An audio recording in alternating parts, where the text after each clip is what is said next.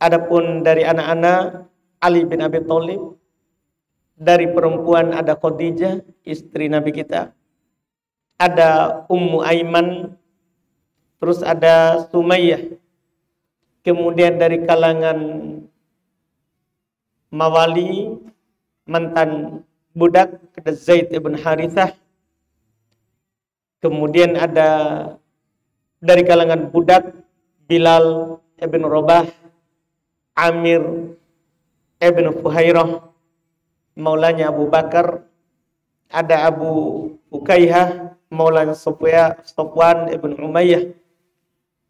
Ini yang awal masuk Islam. Dan tahap ini adalah tahap Nabi berdakwah secara sir, secara sembunyi-sembunyi. Beliau hanya mulai mengajak orang-orang yang belum percaya,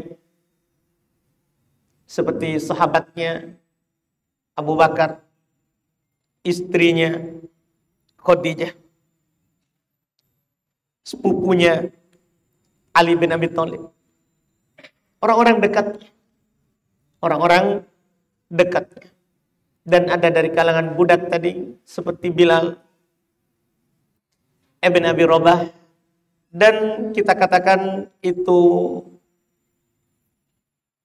terjadi selama 3 tahun. Nabi berdakwah secara sembunyi-sembunyi. Setelah 3 tahun ini, mulailah banyak yang masuk ke dalam Islam. Sehingga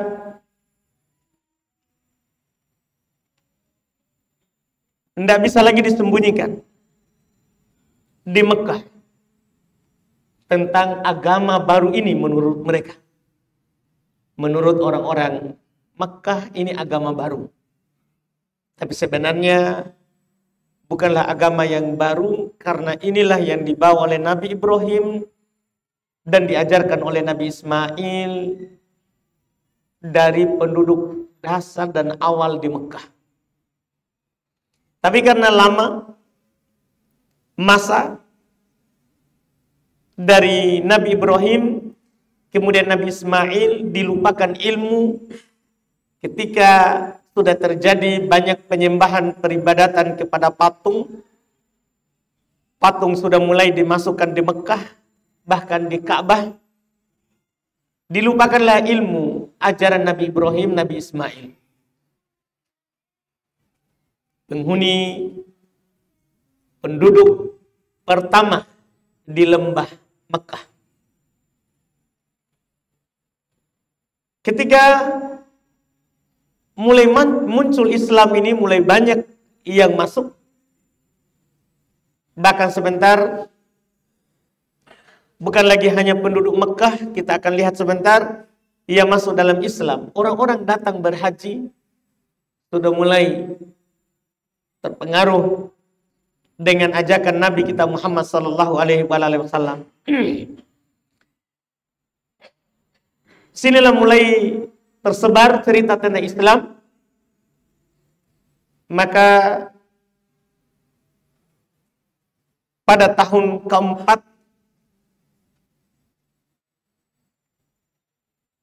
dari Nabi kita diutus, itu Nabi kita berumur 43 tahun dan masuk tahun ke-44, turunlah ayat dalam surat Asy-Syu'ara, dalam surat Al-Hijr ayat 94. Fasda' bima tu'mar wa a'rid 'anil musyrikin. Ini dulu yang turun. Fasda', dakwakanlah agamamu wahai Muhammad secara terang-terangan. Nampakkan apa yang diperintahkan kepada.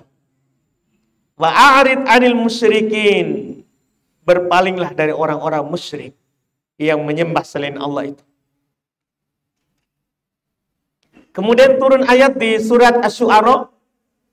Kita bisa baca ayat 1 ya, ayat 216 dimulai dari 214, 215, 216.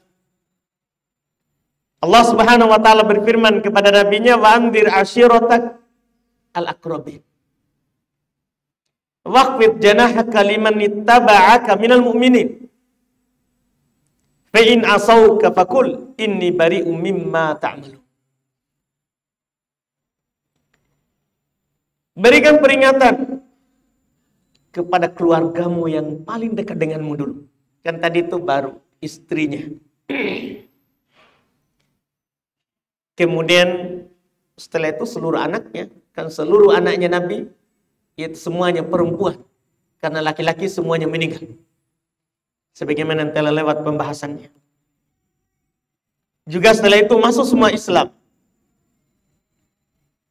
Bahkan sebentar beliau akan peringatkan anak bungsunya, Fatimah radhiyallahu taala anha, mengajaknya kepada Islam. Tapi turun ayat ini, wa anzir ashiratakal aqrabin. Berikan peringatan kepada keluarga dekatmu dulu. Ini adalah cara kita menyebarkan kebaikan. Kita harus mulai dengan orang yang di sekitar badan kita. Karena mereka lah yang wajib kita jaga, yang wajib kita lindungi dari api neraka. Jangan mulai dari yang jauh, kemudian nanti yang dekat belakangan. Karena Allah Subhanahu wa taala juga telah katakan kepada kita secara umum, ya ayyuhalladzina amanu qu anfusakum wa ahlikum naro. Wahai orang-orang yang beriman, jaga diri kalian dan keluarga kalian. Istri, anak, kalau dia sudah mulai usia balik, itu dulu yang kita mulai. Orang tua, mulai dengan yang dekat. Karena kalau kita menasehati orang lain kemudian membiarkan istri, anak kita tidak dinasehati, kita sebagai suami terancam. Dengan ancaman tentunya tidak cium bau surga. Kata Nabi sallallahu alaihi wasallam, "Man istar'ahu ra'iyatan wa lam yahidhu bi nasihatin lam yajid ra'ihatal jannah." Siapa yang diberikan sebuah kepemimpinan, itu suami itu adalah pemimpin terhadap istri dan anaknya. Kata Nabi, siapa yang diberikan sebuah kepemimpinan dan dia tidak menasehatinya, tidak mendahulukannya dalam mengajaknya kepada kebaikan, maka dia tidak akan mencium bau surga. Kenapa? Karena kita diperintahkan untuk memulai dari yang paling dekat. Bahkan kata Nabi sallallahu alaihi wasallam, "Kafa bil mar'i ithman an yudayyi'a man yakutu." Cukuplah seorang itu dikatakan berdosa kalau dia telantarkan orang yang wajib dia nafkahi. Pergi sibuk mengajak orang di luar rumahnya, berdakwah bahkan ke daerah-daerah, tapi keluarganya tidak dinasehati. Ini cukup sebagai dosa. Jadi bukan kebaikan. Kita membiarkan keluarga kita dalam keadaan tidak di atas kebaikan, tidak dinasehati, walaupun nanti kalau dia terima alhamdulillah, kalau tidak itu hidayah di tangan Allah. Yang penting kita sebagai kepala keluarga nasihati dulu orang dekat. Inilah contoh dalam mengajak kepada kebaikan. Kata Allah, wa anzir ashiratakal aqrabin. Peringati dulu keluarga dekatmu. Waqfid janahaka liman ittaba'aka minal mu'minin. Lemah lembutlah kepada orang yang mengikutimu dari orang-orang yang beriman. Fa in asau, kalau mereka tidak menerimamu, kamu ajak, tapi dia tidak mau dengar, tidak mau mengikuti yang kamu katakan itu. Fakul, katakan, inni bari'um mimma ta'malun. Saya berlepas diri dari apa yang kalian lakukan. Saya sudah kasih tahu. Tapi kalau kamu masih begitu, ya sudah, itu urusanmu. Contoh praktek dari Nabi kita Muhammad sallallahu alaihi wasallam tatkala turun ayat tadi, surat Asy-Syu'ara tadi, ayat 214 dan setelahnya, diceritakan oleh Abu Hurairah radhiyallahu taala anhu, ketika turun ayat itu da'a Rasulullah Quraisyan fajtama'u fa'amma wa khassa. Tatkala turun ayat itu, Rasulullah mengundang orang-orang Quraisy, karena Rasulullah dari suku Quraisy. Iya, pahamnya. Maka mereka pun semua berkumpul, karena mereka tidak tahu. Karena tadinya belum berdakwah, sembunyi-sembunyi. Mereka semua berkumpul, maka Nabi mengajak mereka secara umum dan secara khusus. Di antara kata Nabi, ya ma'asyar Quraisy, wahai sekalian orang-orang Quraisy, keluarga dekat. Ishtaru anfusakum minallah, la ugni ankum minallahi syai'a.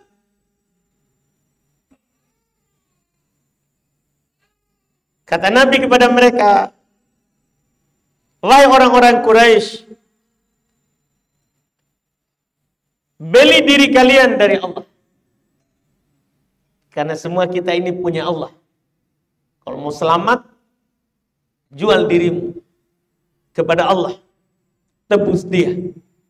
La ugni ankum minallahi syai'a. Saya tidak bisa melindungi kalian dari Allah sedikit, karena nasab tidak ada gunanya di hari kiamat. Nasab itu bukan hal yang dibanggakan. Tidak ada yang bilang kalau saya keturunan Nabi aman. Tidak ada begitu. Lihat ini, Nabi orang dekat ini paman-pamannya yang dia panggil. Sepupu-sepupunya. Nabi panggil. Belum lanjut, ya Bani Ka'ab ibn Lu'ay. Wahai anak-anaknya Ka'ab ibn Lu'ay. Angkidu anfusakum minan nar. Selamatkan diri kalian dari api neraka. Ya Bani Murrah ibn Ka'ab. Sama lagi ini, semua ini satu keturunannya Ka'ab. Dari paman-pamannya Nabi kita Muhammad SAW. Wahai Bani Murrah ibn Ka'ab, angkidu anfusakum minan nar. Selamatkan diri kalian dari api neraka. Ya Bani Abdi Syams. Wahai keturunannya Abdi Syams, angkidu anfusakum minan nar. Selamatkan diri kalian dari api neraka. Ya Bani Abdi Manaf. Wahai keturunannya Abdi Manaf, angkidu anfusakum minan nar. Selamatkan diri kalian dari api neraka. Ya Bani Hashim. Nabi dari sini, dari Hashim. Karena Quraisy itu memiliki banyak anak. Dan di antara anaknya Hashim, Nabi dari Hashim. Sekarang beliau panggil yang memang belum ke atas itu. Tadi ke sampingnya. Ya Bani Hashim, angkidu anfusakum minan nar. Selamatkan diri kalian dari api neraka. Ya Bani Abdul Muttalib. Wahai keturunannya Abdul Muttalib. Kita tahu kan Abdul Muttalib? Kakeknya Nabi. Ayah dari bapaknya. Wahai Bani Abdul Muttalib. Angkidu anfusakum minan nar. Ya. Selamatkan diri kalian dari api neraka. Jadi semua di sini anaknya Abdul Muttalib, termasuklah Abu Thalib, pamannya Nabi, ya, dan semuanya yang lainnya. Selamatkan diri kalian dari api neraka.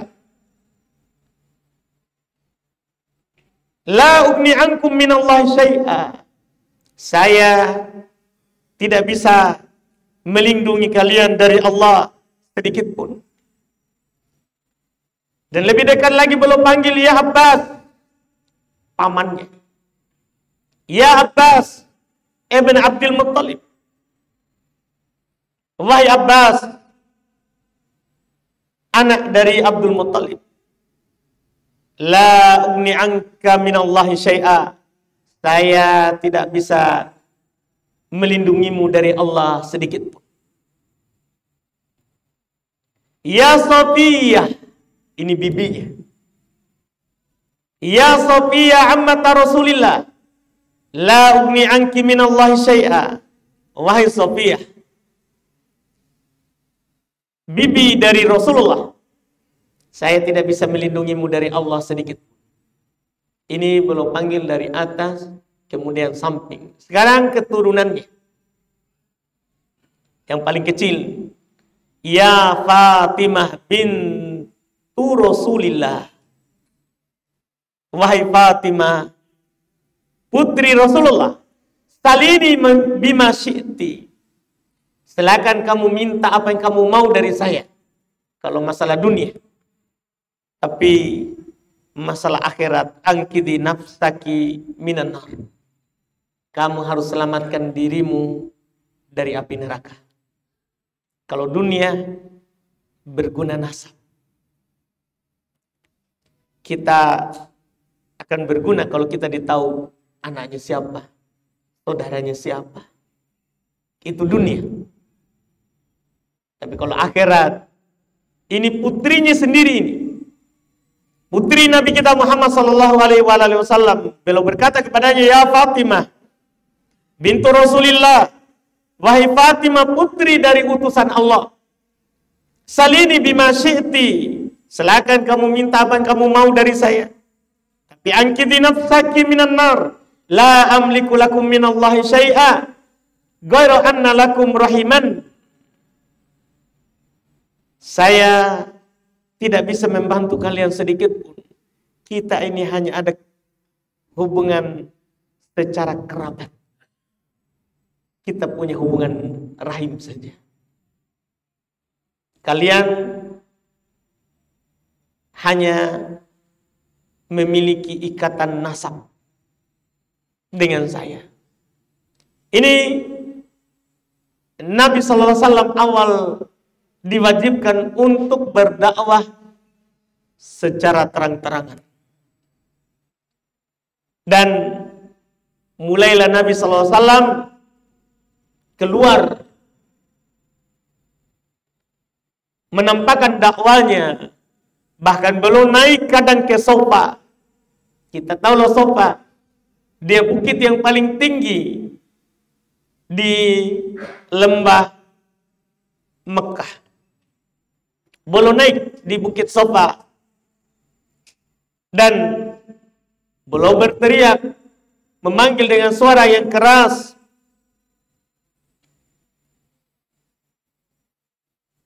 Dan dalam riwayat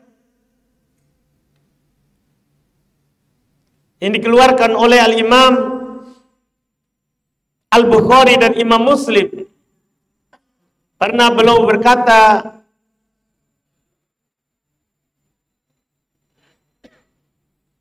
di atas bukit Sofa. Waktu masih pagi. Beliau berkata, ya Sobaha, wahai kawan-kawanku. Jadi di waktu subuh ini. Sampai orang-orang berkata, man hadzal ladzi yahtibu? Siapa ini yang berteriak pagi-pagi? Qalu Muhammad, mereka bilang Muhammad itu. Fajtama'u ilaihi, maka mereka berkumpul kepadanya. Dan Nabi berkata kepada mereka, ara'aitum in akhbartukum anna khailan takhruju min safai hadzal jabal akuntum musaddiqi? Ini yang dikatakan dulu oleh Nabi sallallahu alaihi wasallam. Bagaimana pendapat kalian kalau saya katakan bahwa akan keluar hewan dari gunung ini? Apa kalian akan membenarkan saya? Qalu, mereka jawab, ma jarrabna 'alaika kadiban. Kami tidak pernah mendapati kamu dusta. Artinya kalau kamu bilang begitu pasti benar. Di sinilah setelah mereka mengakui bahwa Nabi itu adalah orang yang paling jujur, baru Nabi berkata, fa inni nadhirun lakum baina yaday adzabun syadid. Saya memberikan peringatan kepada kalian. Di hadapanku ada siksaan yang keras. Di situ di antara yang berkumpul Abu Lahab, manusia paling jahat, disebutkan di Quran karena kejahatannya. Abu Lahab berkata, tabban lak ma jama'tana illa lihada. Celaka kamu kumpulkan kami hanya karena ini. Kamu mau mengajak kami untuk masuk ke agama yang kamu serukan? Itu Abu Lahab. Padahal dia adalah paman dari Rasulullah SAW. Maka turunlah ayat Tabbat yada Abi Lahab wa tab. Satu surat. Surat Al-Masad atau surat Al-Lahab. Memiliki dua nama. Diambil dari kata yang ada di ayat itu. Kadang dinamakan Al-Lahab. Diambil dari nama Abu Lahab. Dinamakan juga Al-Masad. Diambil dari ayat setelahnya. Wamru'atuhu hammalatul hatab fi jidiha hablun min masad. Turunlah ayat tadi itu. Ketika dia mengatakan kepada Nabi kita Muhammad SAW, tabban lak, celaka kamu. Maka Allah turunkan tabbat yada Abi Lahab. Yang celaka itu adalah Abu Lahab. Ini contoh seruan beliau secara umum. Disinilah mulai terjadi perdebatan. Mulailah orang-orang musyrikin menentang Nabi sallallahu alaihi wasallam. Sampai mereka mulai membuat kesepakatan apa yang harus kita katakan kepada orang ini. Puncaknya di tahun keempat itu datang musim haji. Kebiasaan orang musyrikin dan orang-orang di sekitar tanah haram mengikuti agama Ismail itu berhaji ke Baitullah. Mulai dari situ orang-orang para pembesar Quraisy berkumpul, orang-orang tuanya. Dinukil oleh Ibnu Ishaq rahimahullahu ta'ala dan disebutkan oleh Imam At-Tabari dalam At-Tarikh serta Ibnu Katsir dalam Bidayah dan Nihayah. Orang-orang Quraisy waktu itu berkumpul dan orang tua mereka berkata, qad hadaral musim. Sekarang telah datang musim haji. Ini dakwah Muhammad pasti akan keluar dari Mekah. Maka orang tua dari mereka mengatakan, ya ma'asyar Quraisy, innahu qad hadara hadzal musim wa inna wufudal Arab sataqdumu alaikum fi.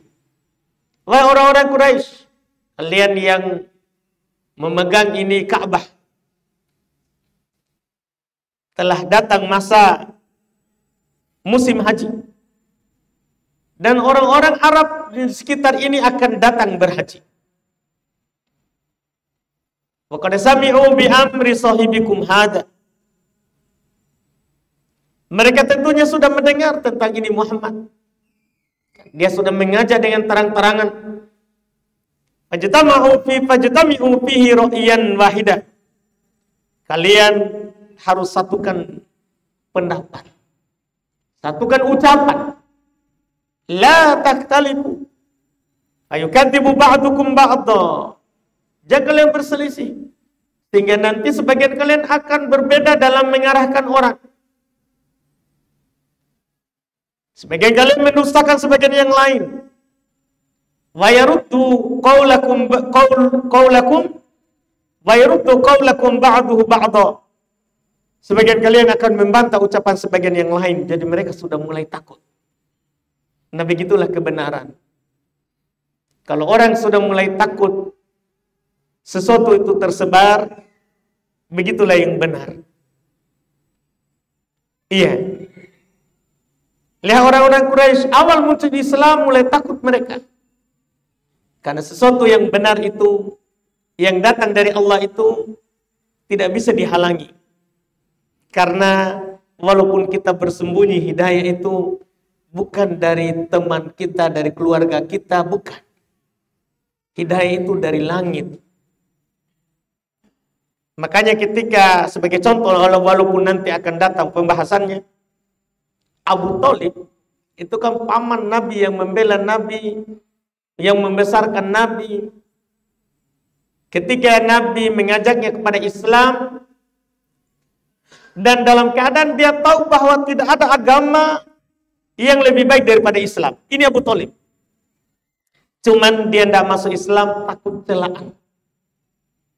Itu alasannya. Alasannya Abu Thalib, laulal malamata, seandainya bukan karena takut celaan orang-orang di sekitarku, kamu akan mendapati saya menerima agama itu. Dia bilang begitu. Tapi sebenarnya bukan karena takut celaan. Ketika dia meninggal, terungkaplah kenapa ini Abu Thalib tidak masuk Islam. Jadi ketika dia meninggal, Nabi bersedih. Ini pamannya yang membelanya. Nanti kita akan sebutkan tahun meninggalnya Abu Thalib. Nabi bersedih akan meninggalnya pamannya itu. Bahkan Nabi ingin memintakan ampun untuknya. Karena berjasanya itu pamannya. Ketika Nabi bersedih, turunlah ayat. Yang disinilah disingkap kepada Nabi kita Muhammad SAW dan kepada kita semuanya, bahwa tidak masuk Islamnya Abu Thalib bukan karena takut celaan. Tapi memang tidak dikehendaki dari yang di atas langit. Turun ayat, innaka la tahdi man ahbabta walakinnallaha yahdi man yasha. Kamu wahai Muhammad tidak akan bisa memberi petunjuk kepada orang yang kamu cintai. Akan tetapi Allah lah yang akan memberi petunjuk kepada siapa yang dikehendakinya. Di sini kita paham bahwa ternyata Abu Thalib tidak masuk Islam karena tidak ada petunjuk dari Allah. Tentunya sebabnya juga dia. Dia berpaling, dia tahu agama itu benar, tapi dia tidak mau ambil, tidak mau ucapkan, tidak mau. Dia sebabnya, maka Allah tidak beri dia hidayah. Disinilah Nabi berhenti. Ia bersedih. Maka demikian pula kita. Nabi saja tidak bisa memberikan hidayah orang yang dia cintai. Maka demikian pula kita. Kita tahu ini kebaikan, ini kebenaran, kita ajak teman kita, orang dekat kita, dan dia belum mau menerima. itu hidayah dari langit. Belum tepat waktunya. Ini Abu Thalib ini. Ini sebagai contoh saja. Sebagai contoh saja. Jadi ini mereka ini orang-orang Quraisy berkumpul. Karena sudah mulai takut bahwa ini dakwah Muhammad itu tidak pernah berkurang. Mereka siksa Bilal supaya keluar dari agama Islam. Ada Ammar bin Yasir, mereka siksa. Tapi tidak berkurang pengikutnya, bahkan bertambah. Bahkan bertambah. Bayangkan di awal Islam, karena penderitaan kaum muslimin, mereka berhijrah ke Habasyah itu hanya beberapa orang. Hijrah pertama ke negeri Afrika sana. Mereka menjauh supaya bisa menegakkan Islam. Hijrah kedua itu sudah 80-an lebih. Bertambah. Mulailah ini kekhawatiran kaum musyrikin.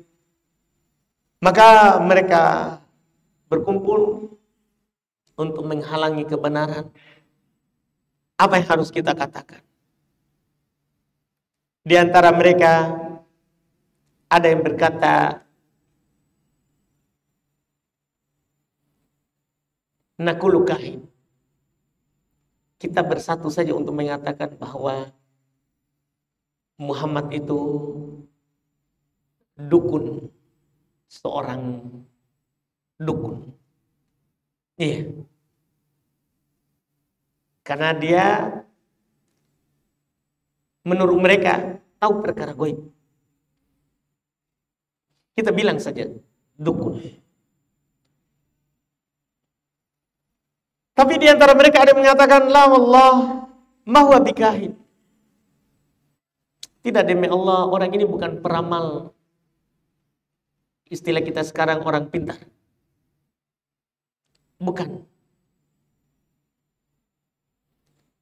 Maka setelah itu mereka bilang lagi, fanaqulu majnun. Kalau begitu kita katakan saja dia sudah gila. Di usia 40 tahun ini sudah masuk 44. Tadinya dianggap orang paling jujur, tiba-tiba dia sudah gila. Tapi mereka juga bilang, ma huwa bimajnun. Laqad ra'ainal junun wa arafnahu. Kita ini telah melihat banyak orang gila.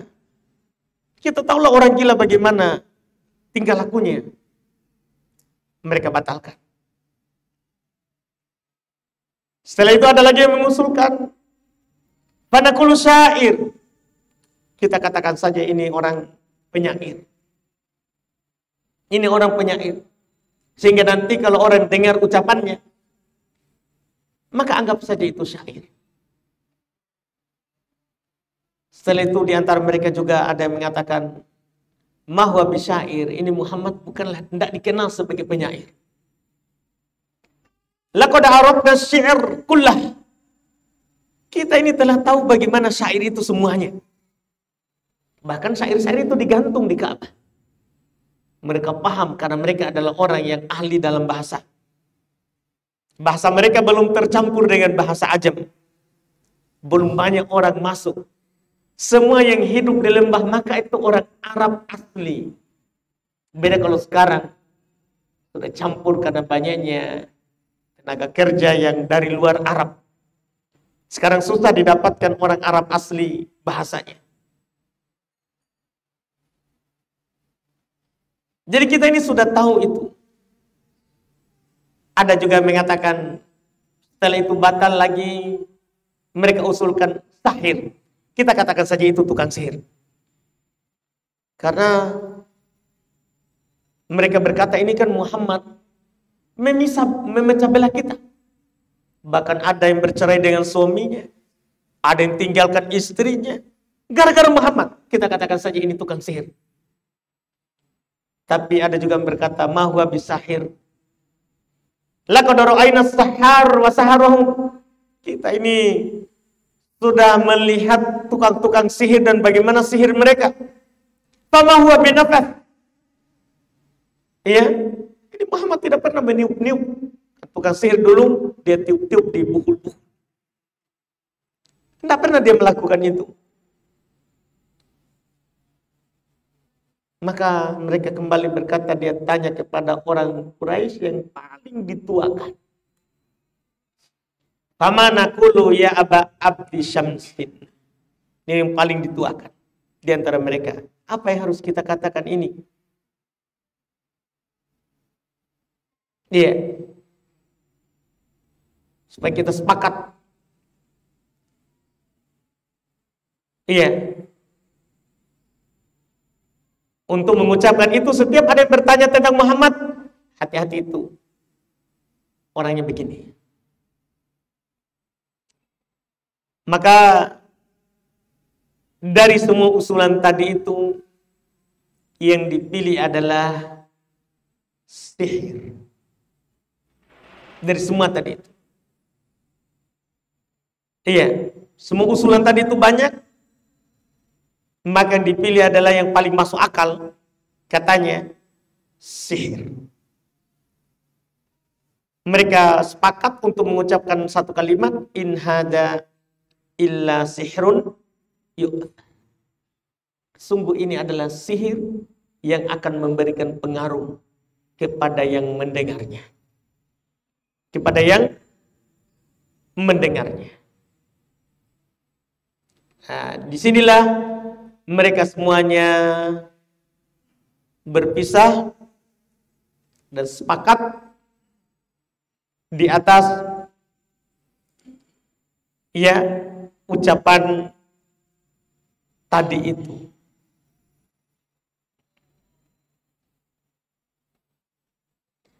Dan setiap orang yang datang pasti mereka peringatkan, hati-hati, akan ada yang mengajak kalian, dia akan mengucapkan kata-kata yang mempengaruhi kalian. Di antara yang menyebutkan adalah Walid ibnul Mughirah.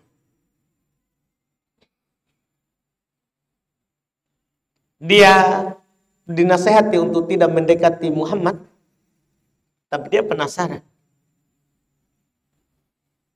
Datang kepada Rasulullah SAW, maka waktu itu Nabi membacakan kepadanya ayat dalam surat An-Nahl ayat 90. Innallaha ya'muru bil adli wal ihsan wa ita'i dzil qurba wa yanha 'anil fahsya'i wal munkar wal baghi ya'idukum la'allakum tadhakkarun.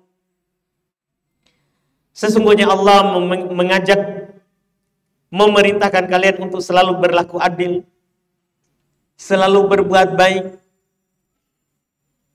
selalu membantu kerabat, dan Allah melarang kalian dari perbuatan keji dan mungkar serta melampaui batas.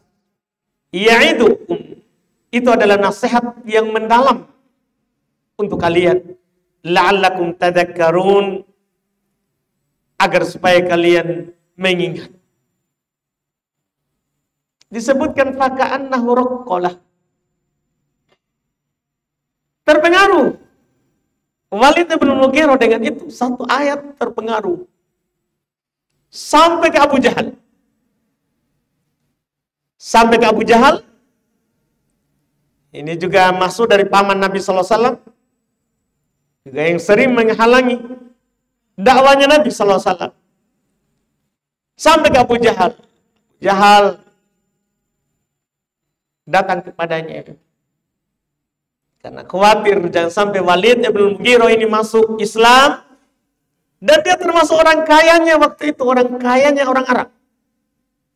Dia takut nanti dia bantu Muhammad dengan hartanya. Datang, ya Am, inna qaumaka yuriduna ayyajma'u laka malak.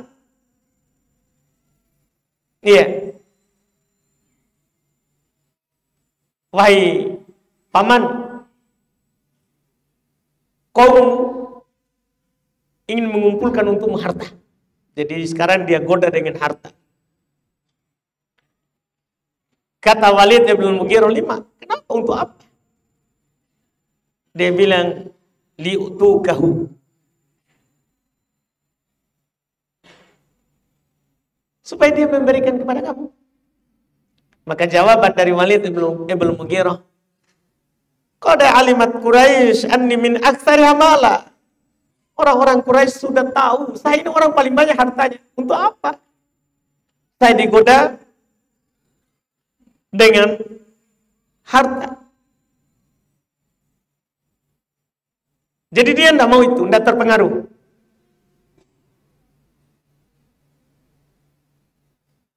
Terus dia goda terus, diajak, bahkan mereka ucapkan dan terpengaruh dengan ucapan Muhammad itu hanya syair-syair saja. Setelah tidak bisa dipengaruhi dengan harta, sekarang tinggal Nabi Muhammad dijelekan. Itu hanya syair yang dia ucapkan. Walid bin Mughirah berkata kepadanya, "Fa wallahi ma minkum rajulun a'raf bil ash'ar minni."